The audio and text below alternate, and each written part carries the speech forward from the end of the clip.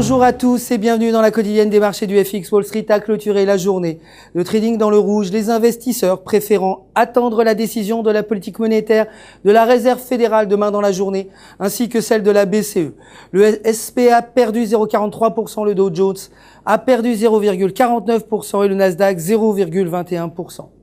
Le dollar américain s'est échangé de façon mixte face aux devises principales, sur l'hypothèse que la BCE pourrait prendre des mesures importantes pour soutenir la zone euro, par exemple par l'achat massif d'obligations. L'indice de confiance des consommateurs s'est avéré meilleur que prévu à 65,9 contre 61,5 attendu.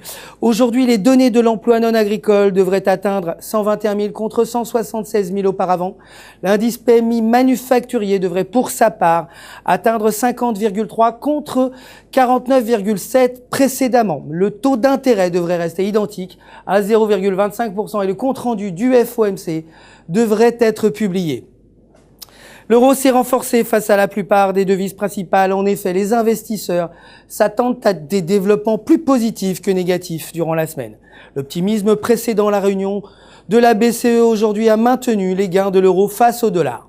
Le taux d'emploi est identique à 11,2% et l'indice CPI à 2,4%. La livre a chuté face au dollar après que l'agence Moody's ait réduit ses attentes en matière de croissance économique du Royaume-Uni. Ce dernier a précisé que le gouvernement du pays aura des difficultés à atteindre ses objectifs de réduction de la dette.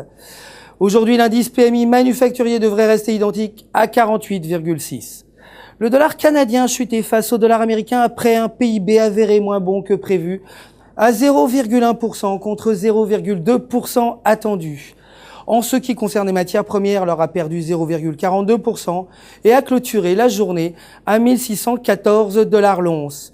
Le métal précieux continue de s'échanger dans un intervalle situé entre 1600 $ et 1525 $.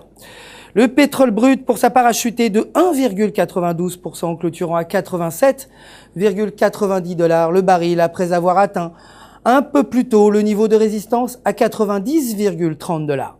Aujourd'hui, les stocks de pétrole devraient atteindre moins 1,5 million contre 2,7 millions auparavant. C'est la fin du flash. Je vous souhaite d'excellents échanges sur les marchés en compagnie bien sûr de www.ufxmarkets.com.